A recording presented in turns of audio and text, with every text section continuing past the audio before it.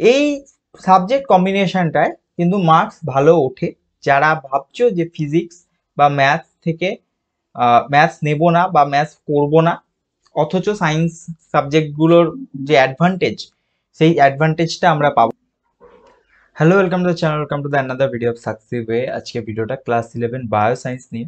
তো দেখো, আগে অলরেডি আমরা পিসিবি বা physics chemistry biology PCB combination নিয়ে ভিডিও করেছি, কিন্তু আজকের ভিডিওটা chemistry biology, CB chemistry biology and others. ঠিক আছে, তো যারা দেখো ফিজিক্স বা ম্যাথ, ফিজিক্স অ্যান্ড ম্যাথ দুটোতেই যাদের সমস্যা রয়েছে, বা যারা ভাবছো যে ম্যাথ আর করব না, অঙ্ক করব না, হ্যাঁ কিন্তু আমরা সায়েন্স সাবজেক্টের দিকে যাব বা সায়েন্স দিয়ে পড়াশোনা করব, যাদের বিজ্ঞান ভালো লাগে অথচ অঙ্কটা অতটা ভালো লাগে না, তাদের জন্য এই কম্বিনেশনটা রয়েছে।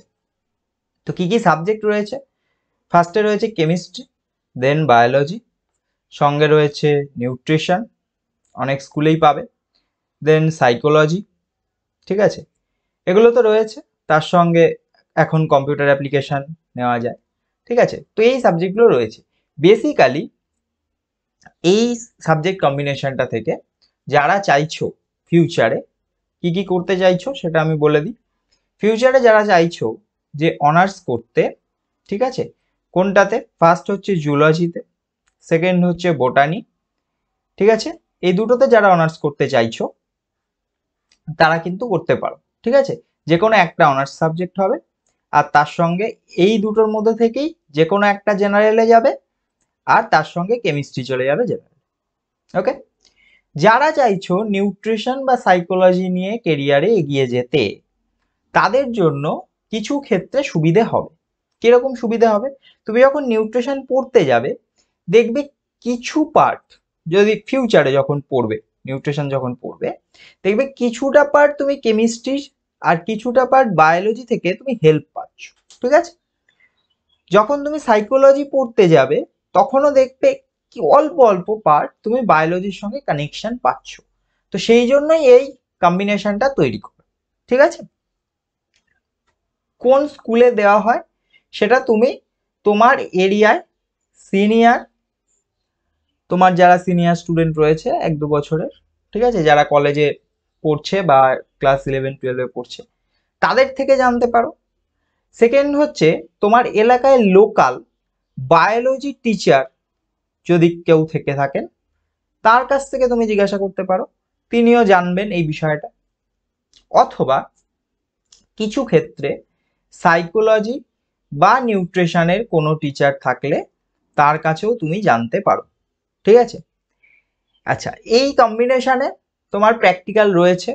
প্র্যাকটিক্যাল থাকা মানে একটা মার্কস তোলার একটা আলাদা অ্যাডভান্টেজ কিন্তু পাওয়া যায়।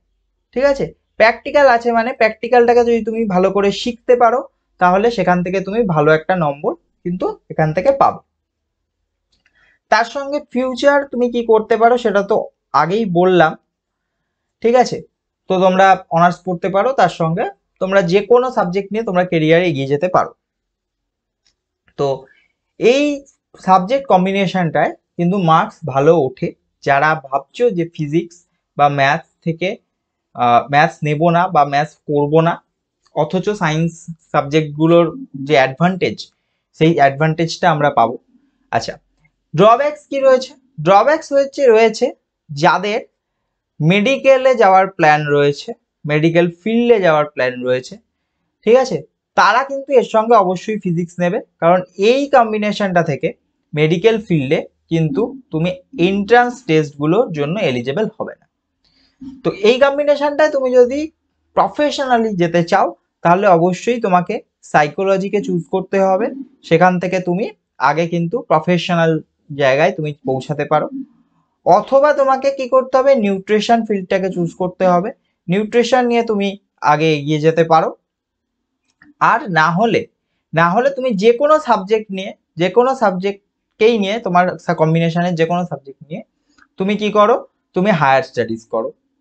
ঠিক আছে, হায়ার স্টাডিজ করো, সেখান থেকে তুমি দুটো জায়গাতেই যেতে পারো।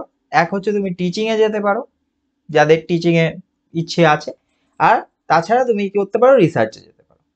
ঠিক আছে, যে কোনো সাবজেক্ট নিয়ে তুমি হায়ার স্টাডিজ করো, প্রত্যেকটাই খুব ভালো সাবজেক্ট, সাইকোলজি, নিউট্রিশন, হ্যাঁ, এবং আমি আগে যেটা বললাম বায়োলজির মধ্যে বোটানি আর জুলজি, প্রত্যেকটাতে খুব ভালো রিসার্চ হয় এবং খুব ভালো রিসার্চেও কিন্তু অপরচুনিটি আছে।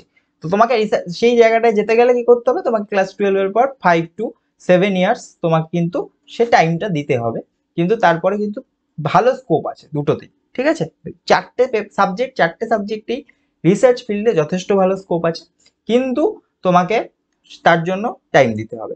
যারা টিচিং এ যেতে চাও অফকোর্স ভালো, আর যারা প্রফেশনাল জায়গায় যেতে চাও তাদেরকে আমি বলবো সাইকোলজি এবং নিউট্রিশন এই দুটো সাবজেক্ট নিয়ে তোমরা কিন্তু আগে এগিয়ে যেতে পারো এই কম্বিনেশন থেকে। তো আজকে ভিডিও যদি ভালো লাগে অবশ্যই একটা লাইক করো, চ্যানেলটা ভালো সাবস্ক্রাইব করো। Thank you, keep watching success.